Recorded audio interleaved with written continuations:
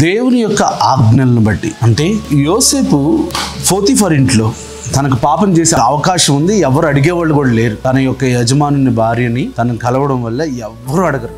కానీ నేను దేవుని దృష్టికి పాపం చేయకూడదు అని చెప్పి దేవుని ఆజ్ఞను తన చాయిస్గా ఎంచుకున్నాడు. ఎంత అద్భుతమైన విషయం కదా.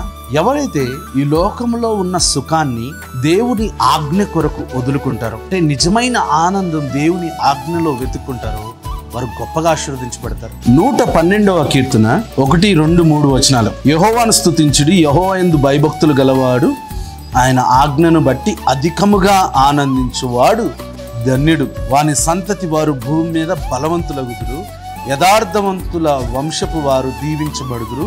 కలిమియు సంపదయు వాని ఇంట నుండును, వాని నీతి నిత్యము నిలుచును. ఎవరైతే దేవుని దృష్టికి యథార్థవంతులుగా ఉంటారో, అంటే ఈ లోకంలో సుఖము ఎంతో ఆనందాన్ని ఇస్తుంది. చూడండి, అవ్వ ఆ ఫలం చూసినప్పుడు చూపునకు రమ్యంగా కనిపించిందంట. ఏదైతే దేవుడు వద్దన్నాడో అది మనకు కొన్నిసార్లు చూపునకు చాలా రమ్యంగా కనిపిస్తుంది. ఏదైతే మన జీవితాన్ని నాశనం చేస్తుందో నోటికి చాలా రుచికరంగా ఉంటుంది, ఆలోచనలకు ఎంతో ఆనందాన్ని ఇస్తుంది. కానీ దేవుని ఆజ్ఞ యందు ఆనందించేవారు ధన్యులుగా ఉంటారు.